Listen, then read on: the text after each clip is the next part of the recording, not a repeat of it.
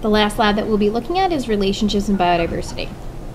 A big thing that they've been focusing on recently is structural versus molecular evidence.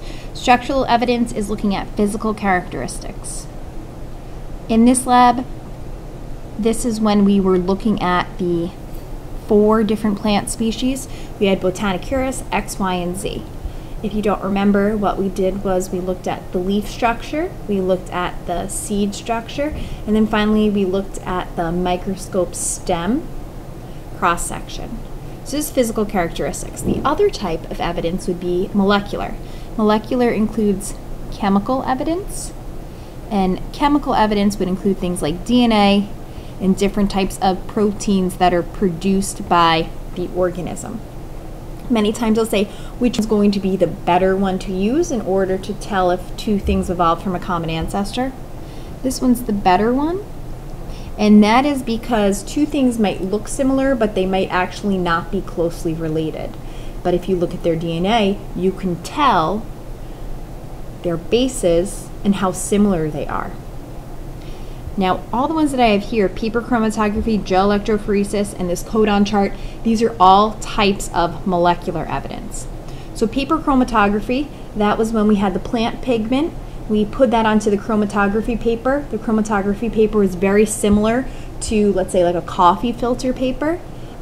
We put the paper in the water, making sure that the pigment was above the water line. Then the water ran up the filter paper, and if you don't remember, we got kind of like little rainbows that formed. You could see pink, yellow, green, blue, all in that paper chromatography. So what that does is it separates pigments in a mixture. Next up, we have gel electrophoresis. That's going to be what this picture represents, if you don't remember. This is going to separate the DNA based on size. The part of this lab that we did, we had those long strips. One was green, yellow, pink, blue, and what we had to do was cut in between the CCGG. Now when we were cutting with our scissors, what we were really doing was acting like an enzyme. Enzymes are specific and they cut in specific spots for gel electrophoresis. Now when we say separates based on size, what winds up happening is that here we have these wells.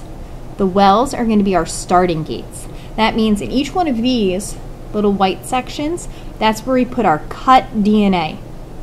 Then we plug in the gel electrophoresis chamber. Remember, here you have your negative and your positive. Think about it like a battery, how there's a negative and a positive side. Once you go and you turn it on, an electric current is going to run through the gel. As the electric current runs through the gel, it pulls the DNA out.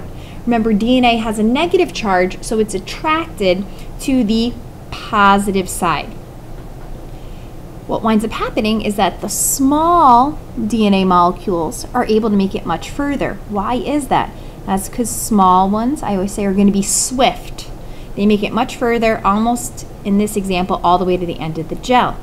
And when we're talking about the actual fragments of DNA, remember when you cut them out, these actually are like A, T, C. They have the bases on there. You just can't see them in here. They look like little lines. On the top, the ones closest to the starting, those are going to be large ones. I say the large ones lag behind. Again, if you were to look at one of the ones on the top, you would see that they have much longer genetic codes, bases, A, T, C's, and G's. Again, it gets pulled out, and it's pulled by that electric current. Why would you use this? Maybe in a crime scene investigation, a paternity test, evolutionary studies. Again, remember that's what we did with the 4 plants. We were trying to figure out which one was most closely related to Botanicurus. And if you wanted to figure out which 2 were most closely related, what you're going to do is find out which ones have complementary bands.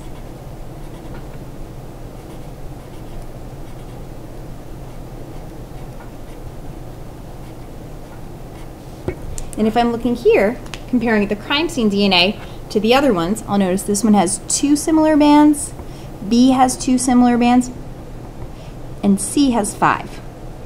Since C has the most complementary bands, C and the crime scene DNA are most closely related.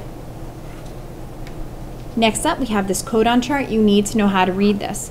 You also have to remember that A is going to match up with U, T matches up with A, C matches up with G, and G matches up with C. The one change here is going to be A to U. Once you've gone and you've double checked it, remember you want to make sure that you have transcribed your DNA to RNA correctly. Check it twice. Then you can start using the codon chart. On this side we have what our first base is. So UCAG, which one is that? Over here we have our second base. And then finally we have our third base located on this side. If we were going to do a quick example, let's say you had something like for RNA, A, C, U. My first base there is A. So first base on this side, I've got my A. That means I'm looking in one of these 4 highlighted boxes. Next up, I have my C. And what I'm going to do is I find out where the 2 of those intersect. So I have my A here and my here. I find out where they intersect, and then I actually find ACU. ACU. And that's going to give me THR for my amino acid. Once again, I really suggest that you double check this. It's very easy to misread one of the boxes and accidentally write it down incorrectly. The last little part is analyzing an evolutionary tree. Evolutionary tree shows how closely related two species are. The point of intersection represents a common ancestor. The closer the point, the more closely related two organisms are. Main ideas here. Anyone up here in present day is currently alive. Another main idea, anyone who didn't make it to present day, so if there's an organism that didn't make it to present day, they would be considered extinct. Now E is not extinct because it made it all the way up here, but that would just be an example if one of the lines died out, let's say. The next thing we want to look at is to figure out if two organisms are closely related. Let's say we're looking at A, B, and C.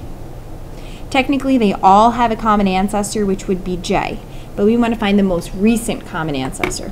So if I have A and B, I go down to H.